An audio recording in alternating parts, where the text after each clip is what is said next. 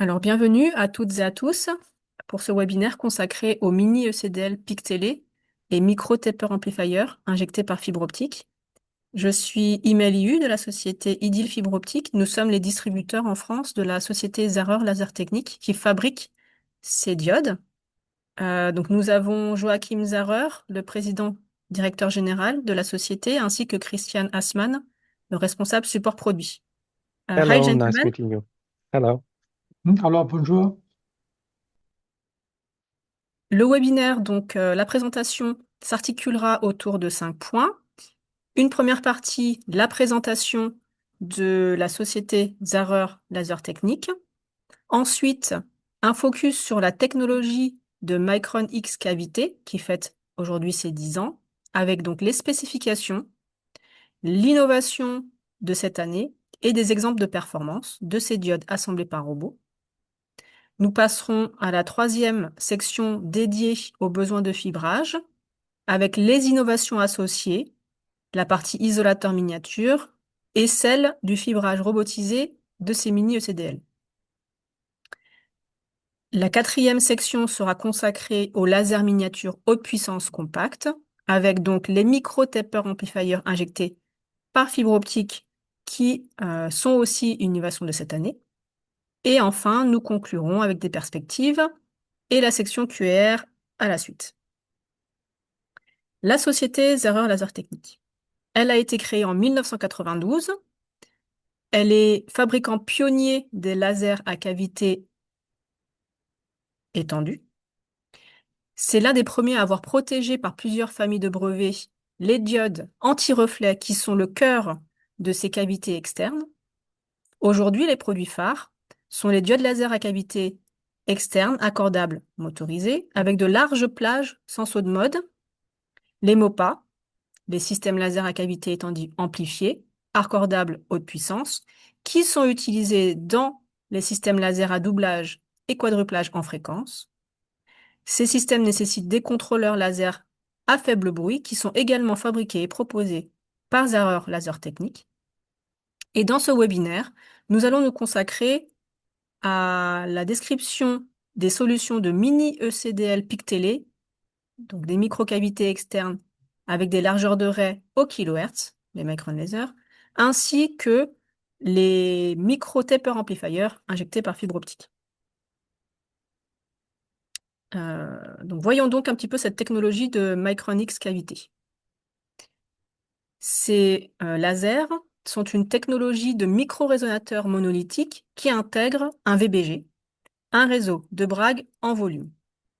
Vous avez une illustration de cette Micron Laser ici à droite, où vous pouvez voir donc dans un package Butterfly la partie diode qui vient dans les optiques de couplage avant d'arriver sur le réseau de Bragg en volume et avoir la sortie ici en espace libre.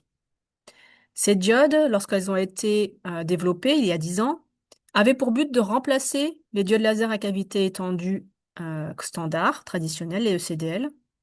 Elles possèdent une compacité d'une DFB avec les performances de ces cavités étendues. Il n'y a pas de pièce mobile, donc c'est insensible aux vibrations, aux variations thermiques ou acoustiques. L'encombrement reste minimal, 13 par 30 mm en standard. Les largeurs de raie accessibles sont inférieures à 10 kHz en instantané et en utilisant un verrouillage de fréquence sur une cavité haute qualité avec faible expansion thermique, on peut descendre à 10 Hz. Les puissances en sortie dépendent de la longueur d'onde sélectionnée et peuvent atteindre 150 mW. Les plages d'accordabilité rapide en courant, environ 10 GHz, et celles lentes en température, 30-40 GHz.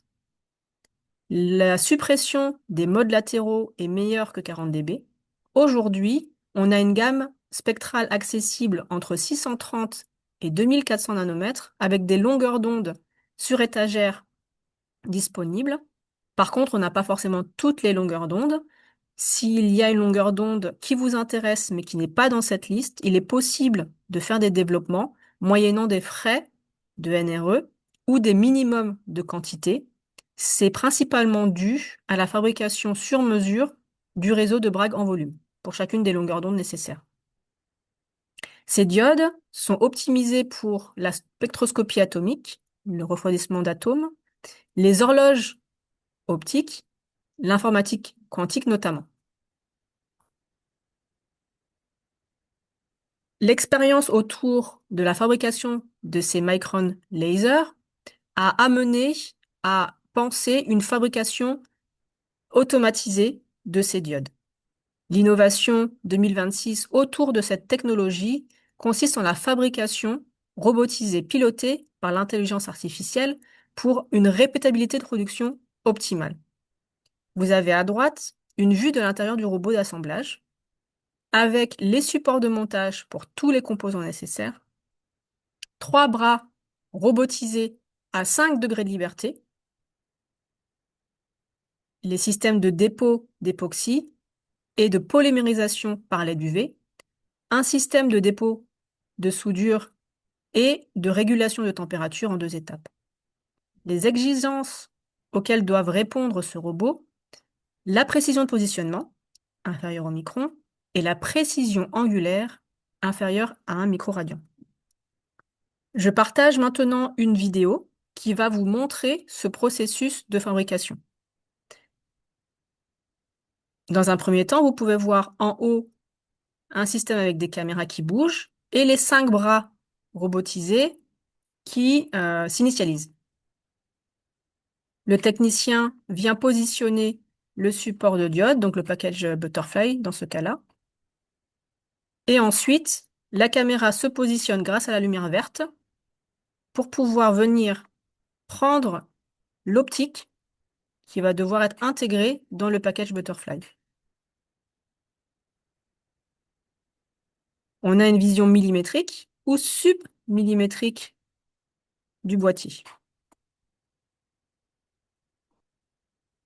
L'optique est mise en place et pour l'alignement, il va être optimisé en direct. Quand celui-ci est optimisé, on va pouvoir coller l'élément optique pour le maintenir en position. On va ensuite vérifier la qualité de faisceau, la puissance en sortie, en fonction du courant, ainsi que le balayage en longueur d'onde en fonction du courant. Cette méthode de fabrication permet d'avoir une reproductibilité, une répétabilité, une fiabilité du produit de haute qualité. On donne ici un exemple des performances obtenues à 813 nanomètres, qui est une des premières longueurs d'onde qui a été testée en fabrication robotisée.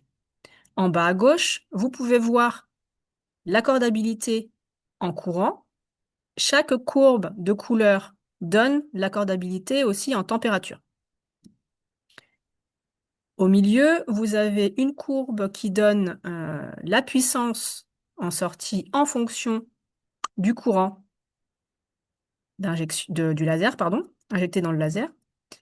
Et chaque courbe, encore une fois, représente une température de fonctionnement différente. La puissance maximale obtenue est de 100 milliwatts dans ce cas, donc à 813 nanomètres.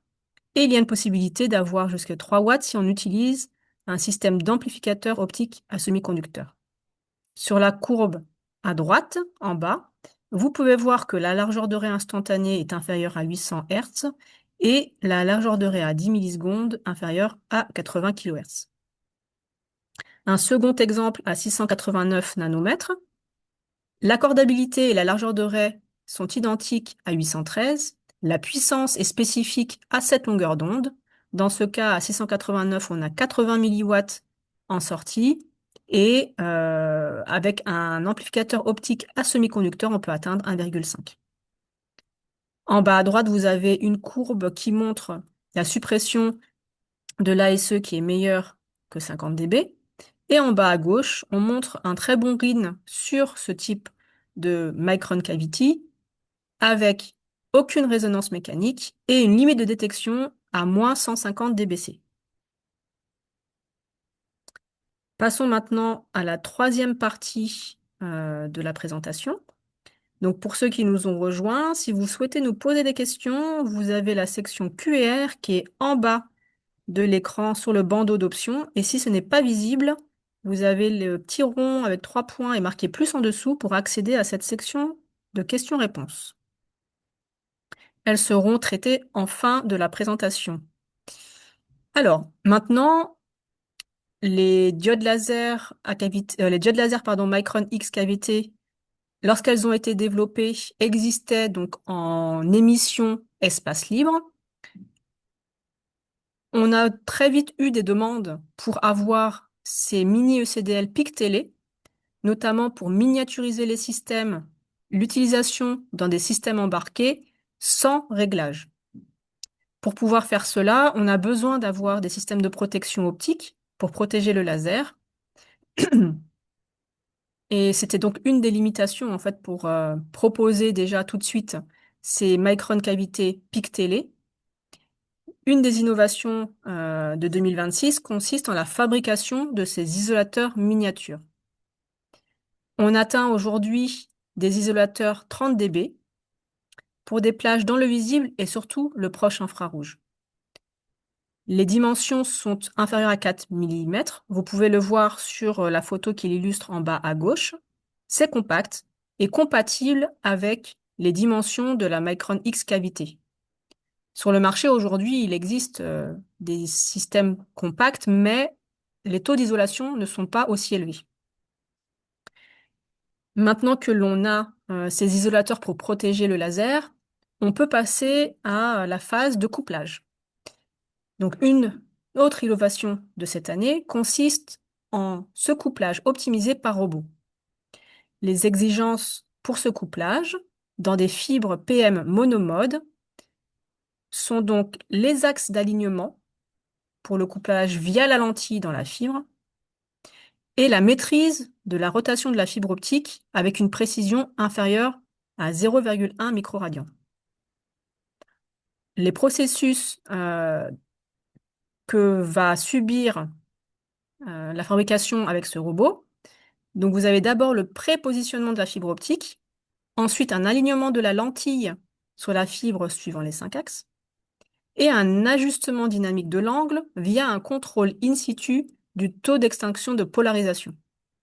Par ce biais, on obtient une efficacité de couplage supérieure à 70% et un taux d'extinction de polarisation supérieur à 25 dB qui est aujourd'hui limité par la fibre optique. Vous avez une illustration sur la droite ici de ce type de package PIC télé, où vous allez retrouver la diode qui va passer à travers l'isolateur avant d'arriver donc dans la fibre optique de sortie. Sur cette prochaine section, nous allons nous concentrer sur les lasers miniatures haute puissance compacte et une des dernières innovations 2026 que nous souhaitions présenter, qui sont les micro-taper amplifiers injectés par fibre optique. Alors, sur ces technologies de semi-conducteurs, la référence aujourd'hui pour avoir de la haute puissance, c'est l'utilisation des MOPA, donc des systèmes laser à cavité étendue de puissance amplifiée. Ces MOPA, aujourd'hui, ont des dimensions plutôt macroscopiques, avec des encombrements au sol, on va dire environ 50 par 50 cm et une hauteur de 10-15 cm à peu près, et nécessitant des réglages réguliers pour l'injection du laser initial vers la diode d'amplification. Pour pouvoir proposer un MOPA compact, on va avoir besoin d'avoir un laser d'injection de préférence PIC télé, des isolateurs pour le protéger, 60 dB, une puce d'amplification de puissance à gain élevé, mais qui possède aussi une excellente dissipation thermique, puisque ça va être dans un système compact avec peu de place pour refroidir. L'injection de ce système d'amplification par fibre optique et enfin la gestion de la collimation en sortie ici pour corriger l'astigmatisme du faisceau. Donc, pour ce besoin de miniaturisation, de non-réglage et de demande de puissance laser, les micro-taper amplifiers injectés par fibre ont été développés avec une fabrication robotisée. La technologie de microassemblage avancée intègre un monitoring in situ de la fabrication et permet de proposer un micro-taper amplifier injecté par fibre optique qui enlève le besoin d'alignement optique sur ce type de technologie. Cela permet donc de proposer des MOPA ultra compacts, insensibles à l'environnement. Les spécifications sur ces micro-taper amplifiers sont aujourd'hui une puissance de sortie jusqu'à 3000 milliwatts, une faible puissance d'injection de 10 à 50 milliwatts. Alors, le laser d'injection initiale peut très bien être une Micron cavité X telle qu'on l'a vue, ou bien une DFB, ou encore une cavité étendue classique. Aujourd'hui, les micro-taper amplifiers existent en version injectée par fibre en boîtier Butterfly. La cordabilité complète est supérieure à 30 nanomètres et les performances en termes de largeur de raie et de rapport signal sur bruit sont héritées du laser injecteur. Les gammes disponibles sont dans la plage entre 650 nanomètres et 1550 nanomètres. Ils sont également optimisés pour les applications mentionnées précédemment pour les Micron X cavités. Nous partageons ici des performances sur un des exemples, donc une des premières longueurs d'onde fabriquées par robot pour ces micro-taper amplifiers injectés par fibre. En bas à gauche, vous pouvez voir la puissance en fonction du courant d'injection dans le micro-taper amplifier injecté par fibre, pardon. Et chaque courbe de couleur représente une longueur d'onde spécifique du lasermètre initial. À droite, vous avez cette puissance en fonction de la puissance d'injection de ce lasermètre. Chaque courbe de couleur représente un courant d'injection dans la micro-taper amplifier. On peut voir sur toutes ces courbes qu'à partir d'une puissance d'injection du laser initial de 10 milliwatts, on obtient plus de 80% de la puissance disponible de ces micro-taper amplifiers. Ici, vous avez un autre exemple à 780 nanomètres. Vous pouvez voir sur la courbe en bas, donc l'échelle en dB à gauche, la suppression de l'ASE meilleure que 50 dB au gain maximum. Et à droite, vous avez les puissances de sortie, vous représentées donc par les petits astérisques rouges. Et chaque astérisque représente une longueur d'onde qui est accessible via le balayage du lasermètre initial. Donc tout à l'heure, je mentionnais que le micro-taper amplifier injecté par fibre était compatible avec différentes technologies de lasermètre initial. Dans ce cas, c'était donc une cavité étendue classique fibrée qui vient injecter ce micro-taper amplifier et nous permet d'obtenir donc ce balayage et de vérifier les puissances accessibles en sortie de micro-taper amplifier. On peut voir donc à 780 nanomètres, par exemple 3 watts, et même ici à 770, plus de 3 watts de puissance de sortie. En conclusion, nous avons donc montré le développement d'un laser miniature pictellé avec l'innovation concernant la fabrication par Zahrer Laser Technique d'isolateurs 30 dB compact, 4 mm de dimension, de transmission supérieure à 70% dans le visible et l'infrarouge. Ça permet de proposer des mini ECDL pictellés fabriqués par robot et d'atteindre des largeurs de raie inférieures à 1 kHz. On a montré le développement d'amplificateurs laser à semi-conducteurs injectés par fibre. Ces micro-taper amplifiers injectés par fibre sont fabriqués par robot.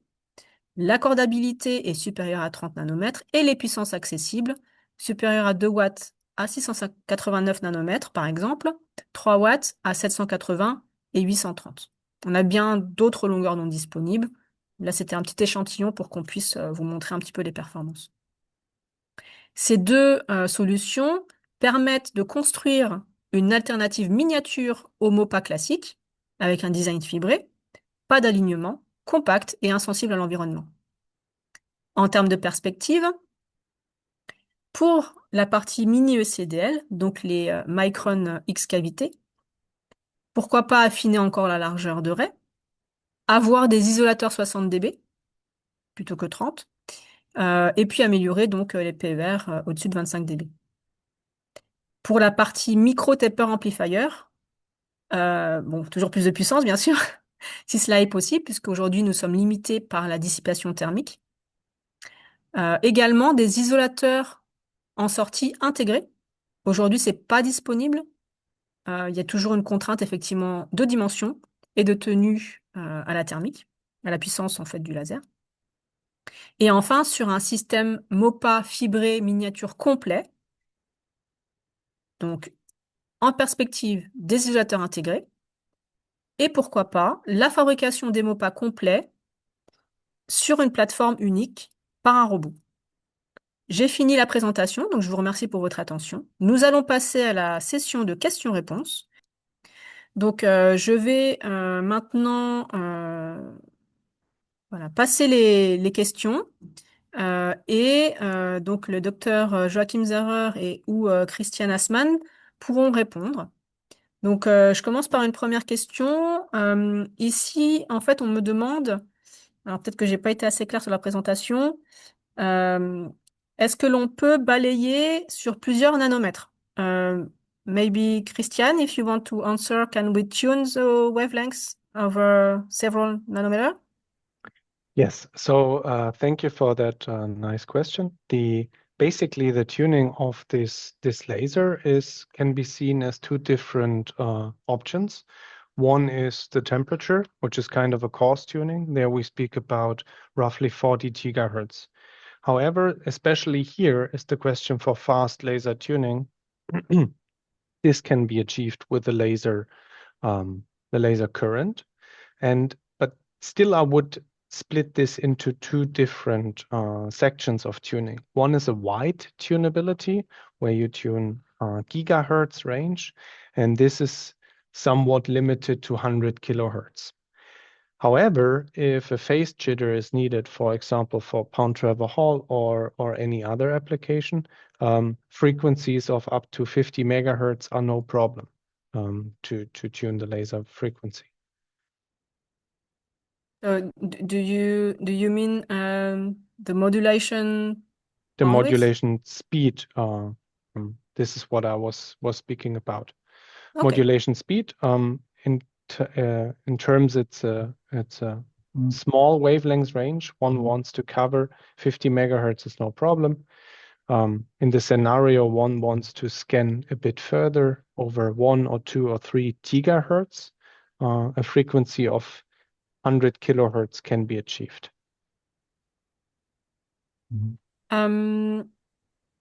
So I think people are a little bit shy. I don't have a lot of questions. So the second question, the second question is about the possibility to have a micro tapered amplifier at a wavelength higher than 1550. Maybe Joachim, if you want to Well, answer. presently, we don't have this material available. We previously discussed the option of designing a tapered amplifier at the wavelengths of 1650 for a LiDAR application for methane. So far, we know it is possible, but we haven't realized it yet. Okay. And when do you expect to have that realized? Well, more or less, we would need a project or basically a lead customer who's would be able to co-finance this type of development, because we would need to grow a wafer, we would need to perform the basically the structuring of the wafer for getting tapered amplifier out of the design. So you mentioned the wavelength is 1650, correct? Exactly. So this for this approach, this was actually a target wavelength for a project proposal. to be funded by the German government, which unfortunately did not get funded. Ok. Donc, je suis désolée, j'ai oublié de traduire les premières réponses, mais je pense que vous avez compris. Sinon, vous reposez vos questions sur la section Q&R, excusez-moi. Donc, si des personnes sont intéressées, effectivement, de travailler cofinancé à 1650 pour les micro-taper amplifiers, voilà, sachez que ça peut être effectivement une option de rediscuter avec notre partenaire Zarer. Okay, so let me check. I have another question from I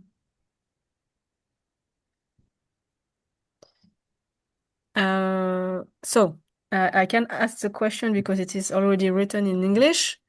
And maybe I don't know who from Joachim or Christian will answer the question, but what is your vision to expand the test performed in the test report for purchase lasers? For example, would tested free running line width measurements be available in the future? So I understand that the question is, will you put these free running measurements in the test report? Well, this is quite an time-consuming type of measurement. So we, depending on the method, how to determine the wavelengths, it probably will take several hours of work for our technicians. So this can be done upon request, but there would be apply some additional fees. Okay. Okay. So maybe if this is needed, we can propose it. Yes. Ok. So, en français, même si je pense que tout le monde a compris. Donc, pour rajouter des tests additionnels et les résultats de ces tests dans le rapport fourni à la livraison de ces diodes, c'est possible de les demander. Par contre, ça nécessitera d'avoir des coûts supplémentaires pour les ajouter. Là, la question notamment portait sur la mesure de largeur de ray instantanée à rajouter dans dans la fiche de test.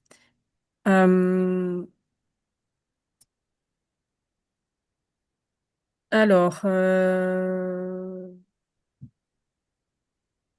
donc il y a une question sur la disponibilité effectivement d'un laser à 1556. Donc là, dans ce cas-là, les puissances demandées étant 10-20 milliwatts. So Joachim or Christian, I don't know. Alors, The sur central longueur wavelengths. d'onde, c'est disponible. Nous avons des tapered amplifiers pour cette longueur d'onde. And for the micron cavity, so pour les mini ECDL, donc les micron. Mini ECDL sont disponibles. Ok. Pour cette longueur d'onde, il faut des costes NRE pour fabriquer les réseaux de BRAC. Mais c'est possible. So you need to apply NRE cost for For 1556. exactly for designing the BRAC grating for exactly this wavelength. And the additional question was about the bandwidth of 1 kilohertz and the current modulation up to 1 megahertz. I don't know if it is compatible with such a technology. Bandwidth of 1 kilohertz. So this is basically line width. It is possible. Yes, we can do And this. is it standard or is it? Standard would be something like 6 kilohertz. So this would be a slightly modified design, like with our Q micron, but it's doable. Okay. Maybe one comment from my side to this narrow line width of 1 kilohertz. If we design it that way, we will reduce the tunability slightly. Maybe the overall tunability will be roughly about 6 to 7 gigahertz instead of 10 to 12 gigahertz. But this is the only thing I wanted to mention regarding this narrow line width laser at 1565. Okay. Donc, si effectivement on souhaite diminuer la largeur de raie à 1 kHz au lieu des 6 standards, il va y avoir en fait un compromis sur la plage d'accordabilité totale qui ne sera plus de l'ordre de 10 GHz, mais un petit peu plus, plus faible. Euh, donc toujours la même personne. Autour de 1556, on me demande d'avoir une puissance donc amplifiée à 0,5 et 1 watt. Donc Joachim avait commencé à répondre. So Joachim, you mentioned that at 1556, you already have something for the micro tapered amplifier, correct? Yes, then we have a tapered amplifier that is available. So this will not need NRE cost. Correct. Thank you. Okay, one interesting question about the pulsed use of such a laser. Donc, il y a une question intéressante par rapport à l'utilisation de ces systèmes pour avoir des impulsions ultra courtes. Euh, Sachant que, alors, on précise, la seule paramètre qui intéresse est la puissance. So, I don't know, Joachim or Christian, can we use it in a nanosecond regime? And the maximum power is of high interest. The rest seems not to be of importance. We already have done this, so this can be done with an external modulator. So in this case, we are using an external, basically Mach-Zehnder type of modulator. This type of modulator has quite high insertion loss. So there will be about 5 dB loss of the output power. But so far it is possible. And it's also possible to amplify this light after pulsing without a tremendous increase of the pulse width.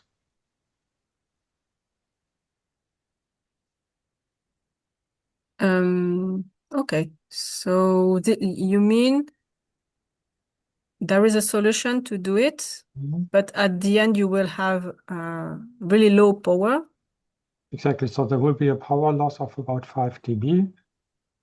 So when you're starting, Christian, do you remember the last project we did, which power we started in fiber and what has been power out?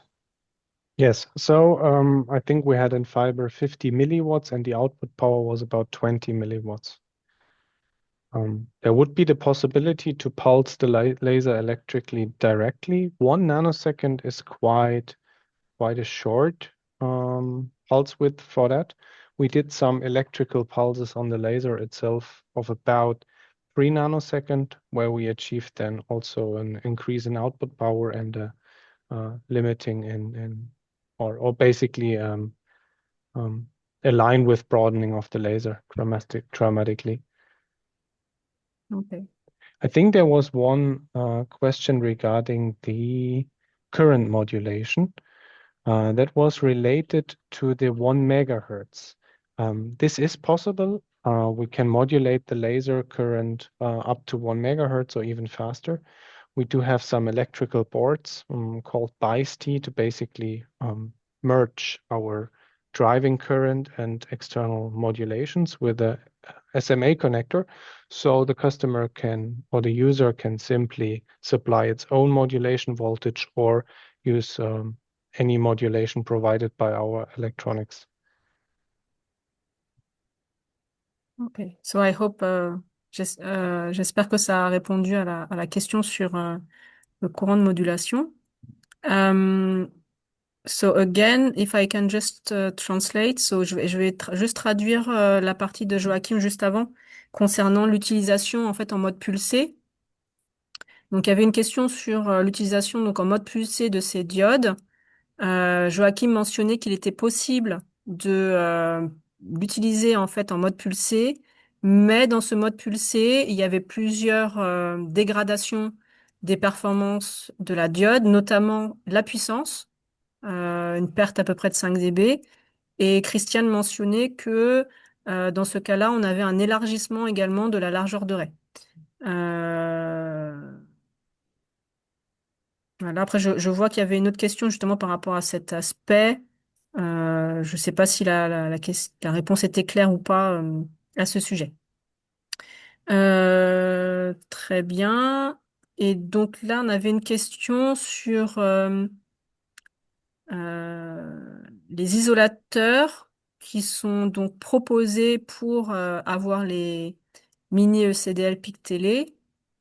Aujourd'hui, c'est 30 dB.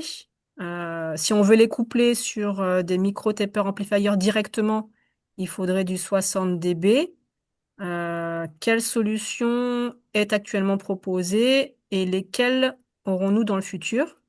So in English, maybe for Joachim or Christian, as you want, gentlemen.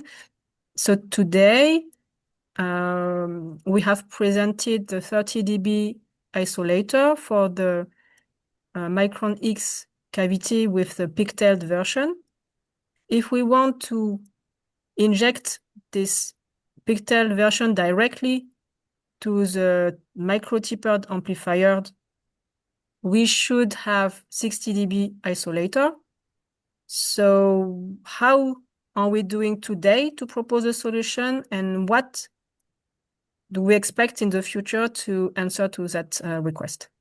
Mhm. We have solutions or sizes where we can already build in 60 dB stages into our Micron lasers.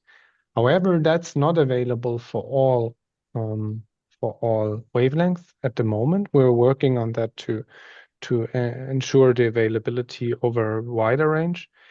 In case there is the lack of a 60 dB optical isolator, or the size would be too big to pigtail it, we're planning to place a 35 dB optical isolator also in the Micron amplifier, which means these two isolators add up to ensure a 60 dB isolation between the master laser and the amplifier to avoid any kind of crosstalk. Okay. So presently, the maximum power the optical isolators can handle, they're limited by the polarizers. So you need to have in mind the spot size of the laser beam is approximately 50 micron. And when talking about output powers in the order of 1 watt, there's a really tremendous power density. And we're currently researching for polarizers which are able to provide sufficient power durability. So that's Okay. currently causing or limiting the transmission which we see. We are currently specify more than 70% transmission. And when looking at the reason of what is happening to the 30%, basically they are being lost within the polarizers mainly. The Faraday material itself, it's highly transparent.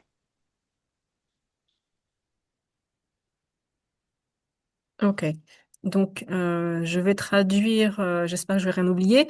Donc, sur la première question, aujourd'hui, Zara Laser Technique est déjà capable de proposer des isolateurs miniatures 60 dB, mais ce n'est pas disponible à toutes les longueurs d'onde.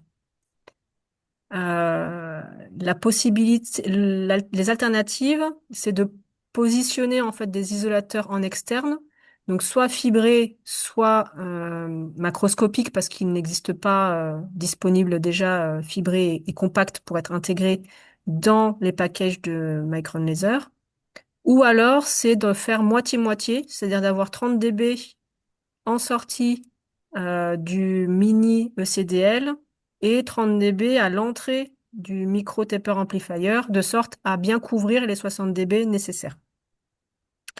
Donc la deuxième partie de la réponse concerne donc l'intervention de Joachim, qui mentionnait les isolateurs directement en sortie du micro taper amplifier.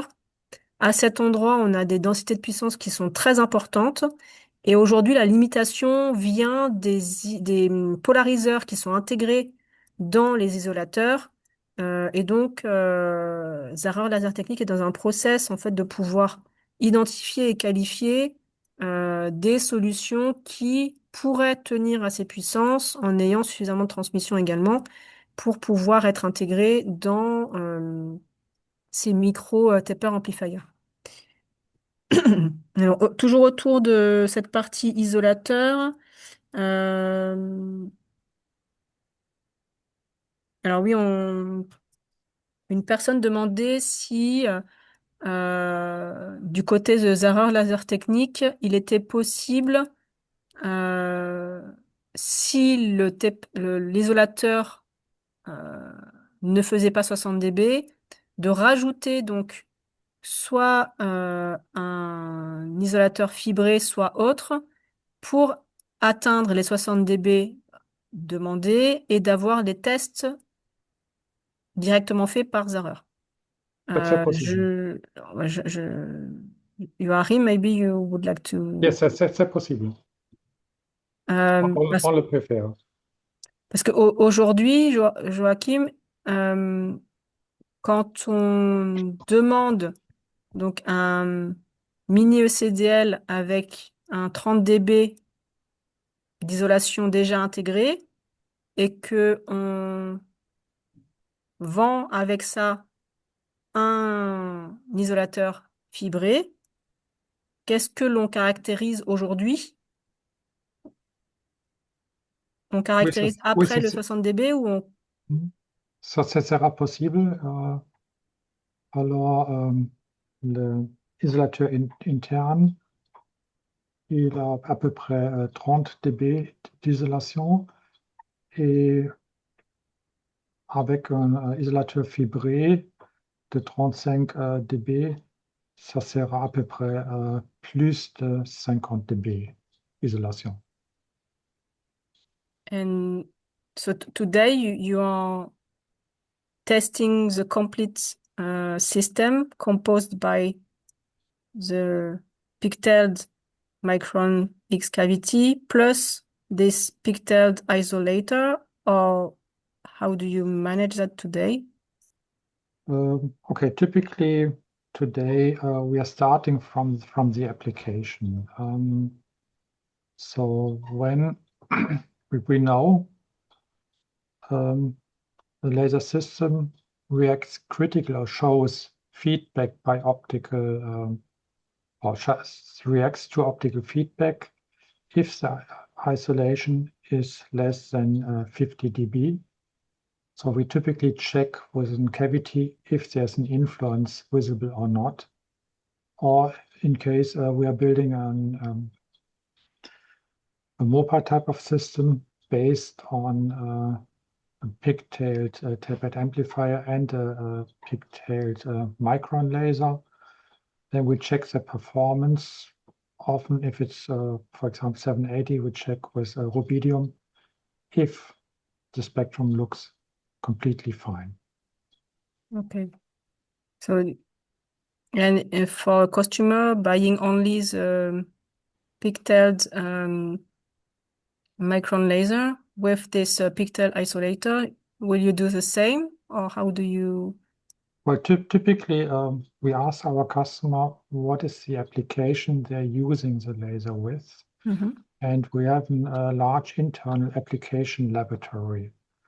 So what we do in-house is a test where we're doing a simplified version of the setup, which our customers are explaining to us. And we're internally verifying if everything is as expected. So typically when a customer is telling us they want to use the laser system with rubidium with the D2 transition, what we do is we have a simple saturated test setup. Then we're quickly testing the laser system, making sure that the D2 lines are clearly visible. They are not being disturbed or unusually broadened.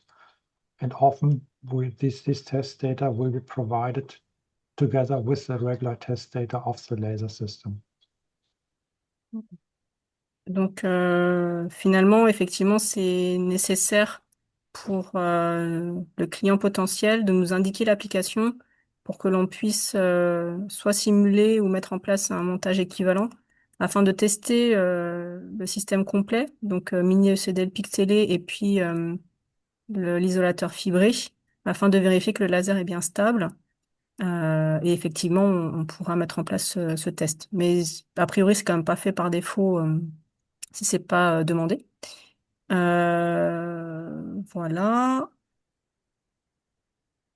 Alors pour la largeur de raie, il y avait une question sur la largeur de raie. Est-ce que c'est une largeur de raie instantanée? So maybe Joachim, if you can answer the question in French, if you can, otherwise in English, and I will translate. Alors, la largeur de raie, c'est normalement à peu près 5 kHz. Il y a des versions avec moins de largeur de raie. Nous avons des versions à largeur de raie euh, à peu près 500 Hertz. Et si on stabilise le laser avec une cavité externe haute qualité, euh, c'est possible de réduire la largeur de raie à peu près à 10 Hertz au-dessous. D'accord, merci. Euh, alors, j'avais une question encore sur l'accordabilité de la mini ECDL sur plusieurs nanomètres. I Alors, think there were some two questions regarding the phase noise measurement. euh, One was yes, one was please. to ask for. I think on slide 3 or 4 we display some phase noise measurements. So maybe I can go back to. Maybe we can jump there, yeah. And there was one question which was related to the method we're using for measuring. I think one further back. Yeah, That one. there. On the right plot shows the frequency noise, which, yeah, frequency phase noise plot of the micron laser. And the method we're using to do that is a homodyne cross correlation. It's using a device from a company called OE Waves. They have this whispering gallery resonators, which I internally inbuilt, and with that we're measuring the phase noise of the units. Okay. Now, pardon. Il y a quelques questions sur ce qu'on appelle micro-résonateur couplé à un VBG. Donc ça, en fait, c'est du coup, je pense que j'ai pas été claire sur mon explication d'indiquer effectivement que euh, alors sur la slide qui est ici, je pense. Alors, c'était quoi la question? Couplé sur un VBG, oui, pardon.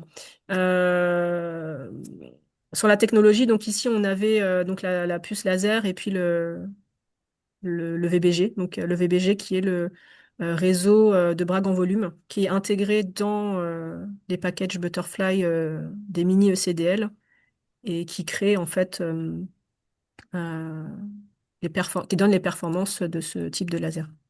Maybe Joachim, if you want to complete the explanation around that. Oh, sorry, I didn't get fully the question. The question was about what when we said micro-résonateur couplé à un VBG, what do we mean? Alors, microisolator means basically, typically isolators are manufactured by a material which is called TGG, which has a relatively small Verdet constant. And if you want to get isolation within a small type of package, the material is not suitable. So we had to research on different type of material systems which provide a much larger Verdet constant.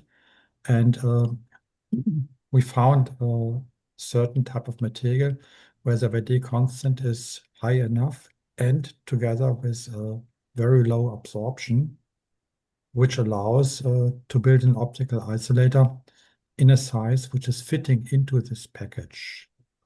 This was regarding the optical isolators, and I think there was one more question regarding the resonator and how it's actually functioning. So on the left side, we see our gain chip, which needs to be AR coated. Thank you, Imai.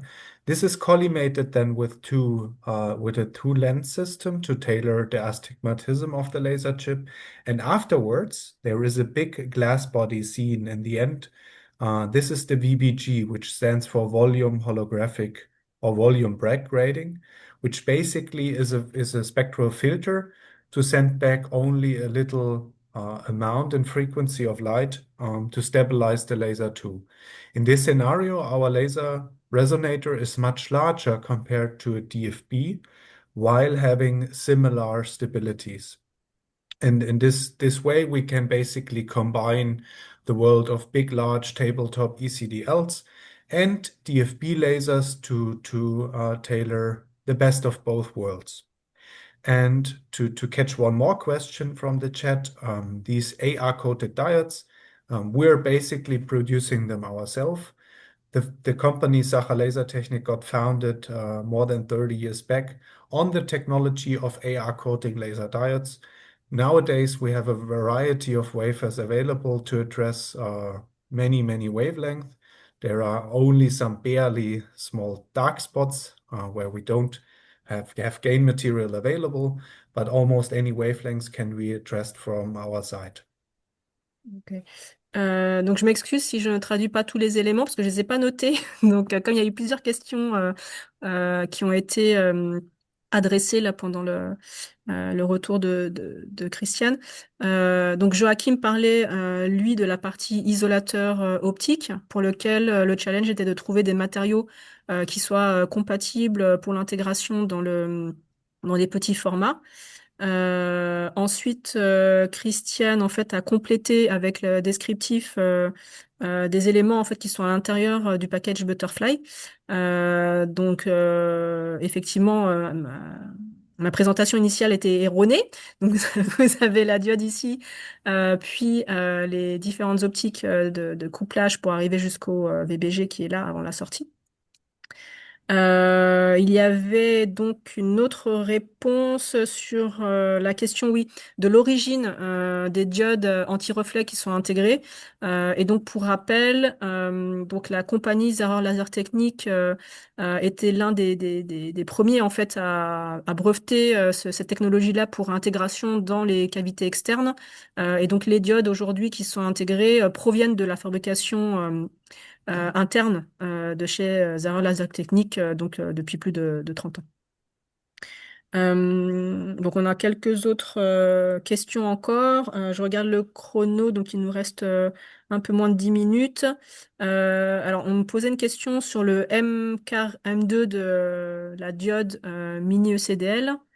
Joachim, maybe, Joachim peut-être en français. Alors, Micron laser, le diode ECDL, ils sont une M square à peu près 1.1. Il y a un couplage très effectivement pour les fibrés ou pour les cavités de haute qualité. Par les micro-TA, il y a une M square à peu près 1.3 qui est encore très bien pour coupler et pour faire des expériments. Très bien. Merci. Alors, il y avait une question sur l'accordabilité de ces mini ECDL sans saut de mode. Joachim, Alors, peut-être? accordabilité, c'est normalement à peu près 10 GHz. Sur les versions avec la longueur très petite, l'accordabilité, c'est à peu près 3 GHz. Nous avons aussi des versions de à peu près 12 ou 15 GHz on demand. Ça, il y a beaucoup de la flexibilité. Très bien. Alors, il y avait une question que je comprends pas, mais So for the tunability, we mentioned that the tunability is 10 gigahertz with the current and 30 to 40 with the temperature. Are those tuning range completely Modrope free? Okay, the tuning range via electrical current, it's Motor free. The tuning range via temperature, there basically it's not Motor free, because this is some kind, we understand this as a presetting of the wavelengths. Donc avec le courant, donc les 10 GHz sont sans saut de mode. Par contre, effectivement, avec la température, ce n'est pas totalement sans saut de mode. Et donc, il y a enfin, à la fabrication en usine, il y a une sélection, un ajustement de la longueur d'onde préajustée en fonction du besoin de l'utilisateur pour qu'on puisse se trouver donc dans la bonne bande d'utilisation, sans saut de mode. Alors, je vais peut-être prendre une dernière question. Je vois le temps qui passe. On me demande what is the price? Ok, donc quel est le prix Hmm. pour le Micron laser fibré? Bon, j'imagine que j'aurai aussi la question pour le micro taper amplifier. So the rough price you are him depending on the wavelengths if available. It's round about 7,000 euro. And regarding the fiber seeded tapered amplifier, it's about round about 10,000 euros. Ok.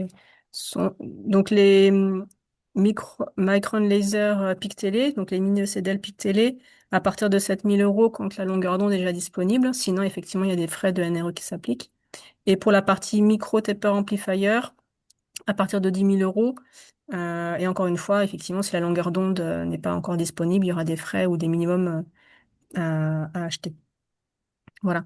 Je crois qu'on n'a pas d'autres questions. Donc on va clore la session.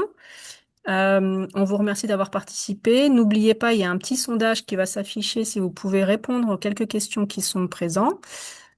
Pardon. Et puis on souhaite aussi vous mentionner que nous allons faire une tournée en France pour venir rencontrer les utilisateurs potentiels. Donc si vous êtes intéressé de nous voir pour nous exposer votre besoin et vos manips, on sera ravis de venir à votre rencontre. Vous avez nos coordonnées si vous aviez d'autres questions dans le futur. Donc n'hésitez pas à revenir vers vous et merci encore de votre présence. Le sondage va arriver. Au revoir, bon après-midi. Au revoir. Thank you, Merci. Joachim. Bye. Thank you. Bye bye. Thank you, Christian.